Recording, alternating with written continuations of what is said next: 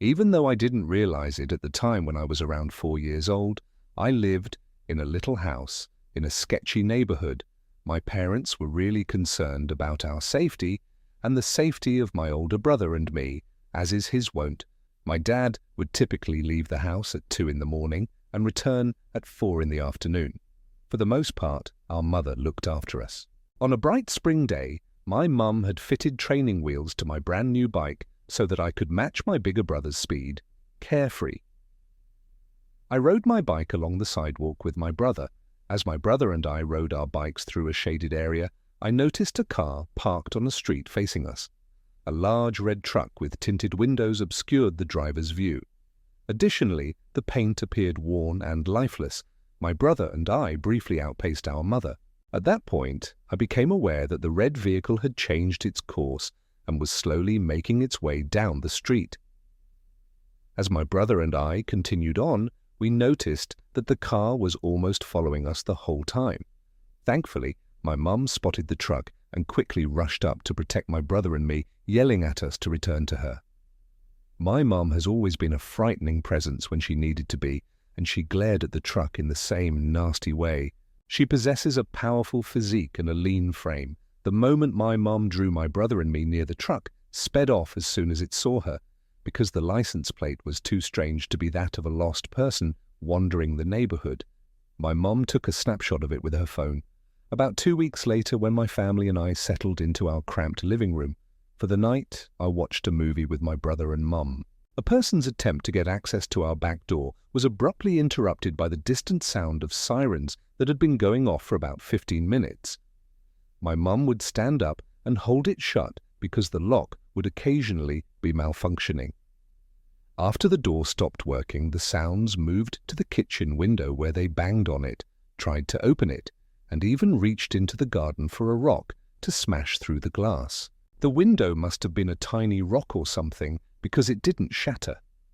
The only locked door in our entire house belonged to our parents' bedroom, so my brother and I hid beneath the bed there in the dark.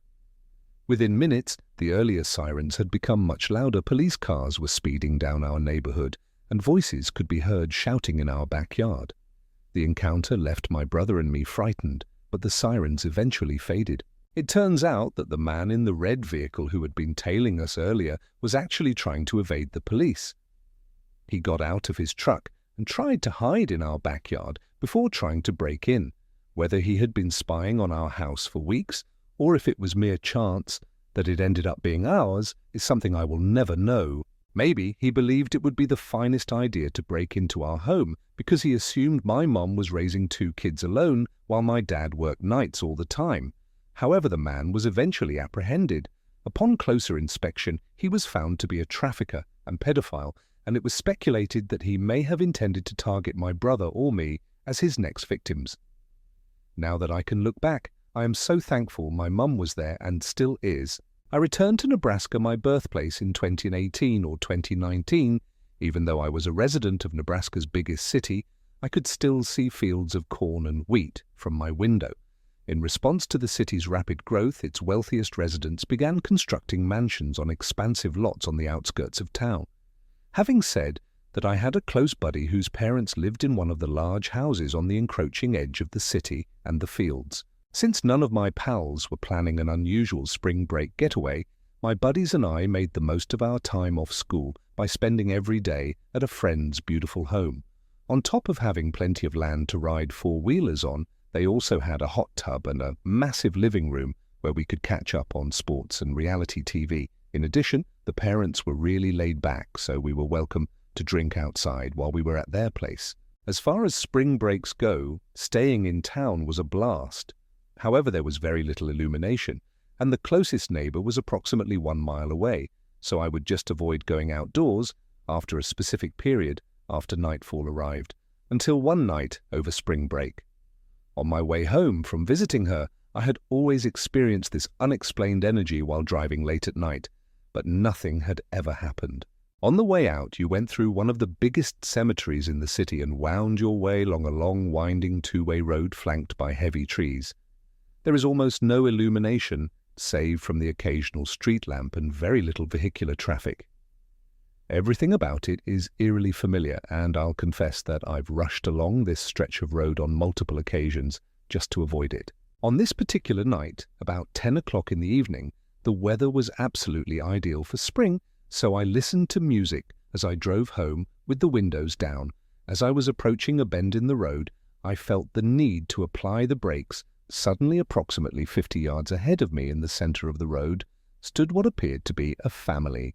Think about it again. I'm driving down a dark road with dense trees on either side of me, and the only light coming from my headlights is what I can see. 3 or 4 people were in the group: a slim, tall woman, a man of normal build, a kid with short hair, and the mother was wheeling a stroller. Rather than worn out, the garments appeared to be of average quality. Plus, they hadn't brought any sort of illumination with them, so they'd remained out in the dark until I pulled up behind them in my vehicle, silently making their way down the street in the same direction I was going. They were all looking away from me. I lowered the volume of my music to make out if they were talking or if they had been playing music, but neither of those things happened. Upon hearing this, the hairs on my arms stood on end. Behind them, I naturally came to a halt in the road and waited for them to pass. They made no effort to avoid me or even look up from what they were doing. As if I were invisible to them because it was so out of this world, I worried that I was losing my mind or that I was dreaming. They all halted their steps and slowly turned to face my automobile before I could fully comprehend and absorb the unusualness of what I was experiencing. I was so terrified by this that I didn't even notice. When they turned around to look at me, I slammed on the brakes and sped off for what felt like 20 seconds before making a U-turn and heading in the opposite way. I only noticed that the stroller appeared to be empty. That's all I can recall. To this day, I still think about this specific detail. That level of fear is unprecedented for me. Even though I looked in my rearview mirror 1,000 times on the way back to my friend's place, I never caught a sight of them. I ended up spending the night there.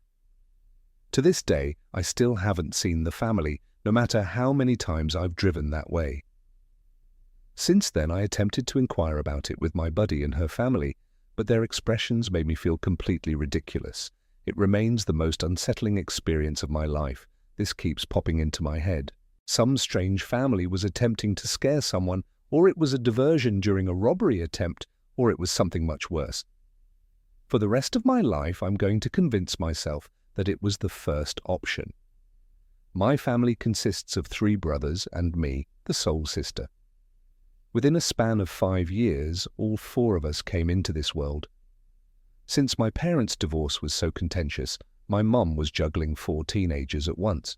Regardless, Mum exerted an absurd amount of effort to ensure that we were not exposed to homelessness or unhealthy living conditions.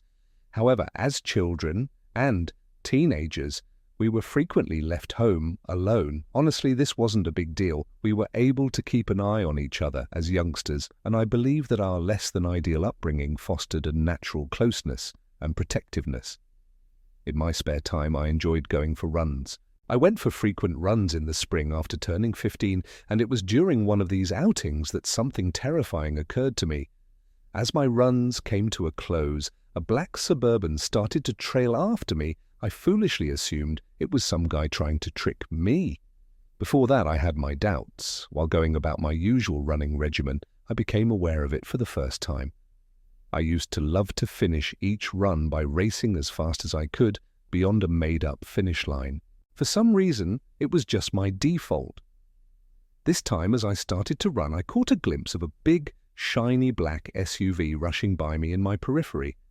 I was a little alarmed at first because the last section of my run was mostly on a deserted street, but I quickly put it down to a bored older kid attempting to outrun me as a practical joke. Up ahead of me, by about 30 yards as I crossed my mental finish line, they just sat there after slamming on the brakes. Exhausted, I knelt down and watched them while I gasped for air. For a few minutes they remained motionless, and I did the same. My suspicion that something was amiss grew as the minutes passed. My mum has always drilled into me the importance of listening to my gut, and this time my gut was telling me to bail on the mission and run for safety. Many of my buddies thought I was crazy, but I listened. A patch of undeveloped property separated two neighborhoods, so I jogged off into the woods. There I knelt down and patiently awaited. After a slow pass, the SUV came back around and headed in the other direction before finally pulling away. I didn't tell my brothers anything when I got home. On my third and second sightings of the black SUV, it followed me closely enough to be felt and seen over my shoulder, but not so near that I could see the license plates. The windows were very tinted and there was no way I could see the driver's silhouette. On both occasions I would accelerate somewhat and run a bit, and the vehicle would follow suit. In the end I would be so scared that I would run as fast as I could. I even leapt over a fence into someone's yard the third time I saw it, in an attempt to get rid of them. Thankfully the yard I leaped into was empty and dog-free. I informed my older brother after the third occurrence that I thought someone was following me on my runs in a black automobile, but I wasn't sure and couldn't see them clearly. I went out for a jog a week later when it occurred. Again, this time, with the music blasting and the cops roared after me. Just as I was about to turn around to see what it was, the door to the driver's side swung open. I bolted. A man's angry voice shouted "Hi" to me twice from behind me. They were pursuing me when I heard the door crash and the engine rev. After the fact, I was hard on myself for missing the license plate, but at the time I didn't give it a second thought. Run. I did. Just 50 yards remained till I could dash onto a trail behind my own neighborhood, a trail that I was certain was too narrow for them to pursue. As quickly as possible, I made the reservation. I'm quite sure I've never run so fast before. They would accelerate to within a few yards of me, then regress a few yards more. I kept my eyes fixed on the ground and ran as fast as I could. On the sidewalk, I noticed someone approaching me about 20 yards from the escape route. Hi, it was my bro. There are times when my brother gets angry. The fact that he isn't easily angered is the terrifying part. It's merely repressed fury. Before he saw the automobile, he must have seen my face. He snatched up a large pebble off the floor, sprinted over to me and screamed as loud as he could.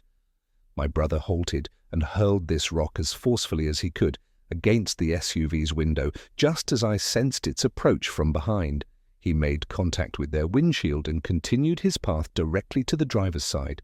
After the automobile came to a halt, a large crack ran across their windshield, namely in the top right corner. I can assure you that my brother was on the verge of removing the man from the vehicle and assaulting him. They must have felt it too, for they abruptly ripped away as my brother stalked towards them. Even though he ran after them, it was clear that they missed him in their car. Afterwards, we lost sight of the black SUV. For the next 4 months, I rested my ears before gradually getting back into running without them. My brother came searching for me at the conclusion of my run that day, and I'm really grateful for it, even though I don't understand why. He still claims he has no idea why. As for his reasoning, he merely mentions that he felt compelled to go see how you were doing. This happened to me many years ago on a springtime solo bike tour. I took a break and rode my bike from Canada to Mexico in the spring of my junior year of college, since I was a female of 22 years old and had no idea what I wanted to accomplish with my life. Going it alone made me worried, but I felt relatively secure for the most part. By the halfway point, I had gotten used to camping in parks and campgrounds that were mostly deserted. Along the way, I shared the road with other bike tourists for a while. My guard was up for the rest of the journey. After this one incident, I was about halfway down the Oregon coast, about a mile from the campground where I was going to spend the night. A striking vintage Ferrari in a bright yellow color had just sped past me on its way in the opposite way. I drove over to the information board at the campground to check the feeds and map as soon as I arrived. The yellow car came hurtling down the road and came to a complete stop right where I was seated. An elderly man, maybe in his late 50s or early 60s, joined me in examining the board. He seemed charming and amiable, as if he were a regular guy. In the course of his inquiry about my journey, he brought up the fact that he is a local but had never been to this campground before. Quite innocent, I must admit, was I at that moment, Many of the kind folks I saw on my travels struck up conversations with me and wanted to know everything about my bike tour. What first made me feel nervous was when he began to draw nearer while talking to me. Like he was going to go, he would shake my hand multiple times, but each time he would reach out and grip my forearm with his other hand, doing this strange gasp laugh thing. He seemed completely bonkers doing it, and his grip on the arm was rock solid. I felt a chill run down my back. Occasionally, he would shift gears and broach a new subject, all the while shaking hands inexplicably twice more. I was in full seclusion at the campground with no cell phone reception, and yet so near to him and his unlocked vehicle I couldn't put my finger on it, but I had the distinct impression that something was strange about him. I told him I had to go, and I shouted it out loud in the hopes that someone would hear me. I hurried to get my bike and rode quickly to the campsite. Upon arrival, I proceeded to pitch my tent just across from the camp host without bothering to seek out the hiking or bike places. Even though I had seen many strangers by this point in the journey, none had frightened me. Quite like this one, his habit of grabbing my arm and laughing terrified me, but I tried to convince myself that he was probably just an overly nice guy. I learned to trust others more easily because most of the individuals I encountered were very kind. I should have been more careful and aware of my surroundings on that bike ride because of his behavior, even if he was harmless. As is tradition, for our annual spring break excursion, a group of my friends and I recently went to Sin City. Nothing wild was planned, simply some gaming and a fun time at the hotel. We started out by doing what everyone does, lost a little cash, and then spent even more on food and souvenirs. I started to grow a bit bored by the time we were there for 3 days. We had completed nearly all of the activities and watched nearly all of the shows. I watched a documentary-style movie about the inhabitants of the Las Vegas sewer system the day prior to our departure from the city on YouTube. Basically, these sewer outlets are in place to collect rainfall in Las Vegas.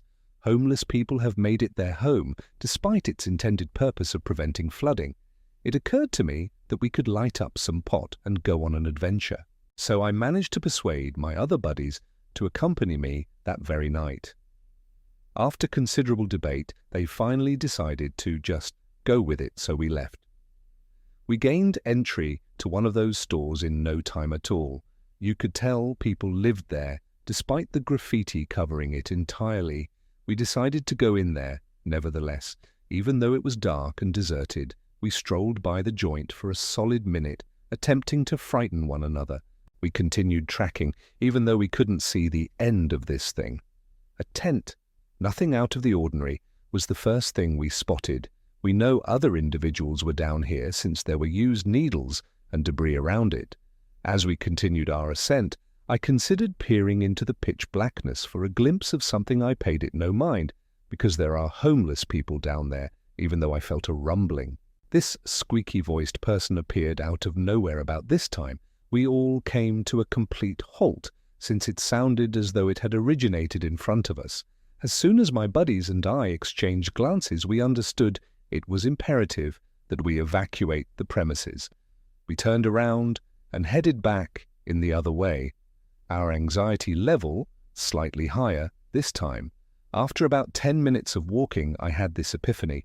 We should have gone by that tent again on the way out. Even though I refrained from saying it, I can still recall thinking it. Not a single soul was making much noise. We even let out the smoke that was in our lungs. We were all now merely moving quickly so as not to trip over any needles or other objects that might be lying about. We were still far from the finish line. As more time passed, I eventually spoke up when that happened. We ought to have been out by now, I paused to say. As soon as I finished speaking, the identical sound from the tunnel resurfaced. This time it seemed much closer. We all began to run, trip, and stumble at that point. Do whatever it takes to emerge from the tunnel. The gap became visible less than 2 minutes after we began to run. Because of the cannabis, we were probably out of breath and bewildered. When we reached the end, we immediately began to wonder what that noise was.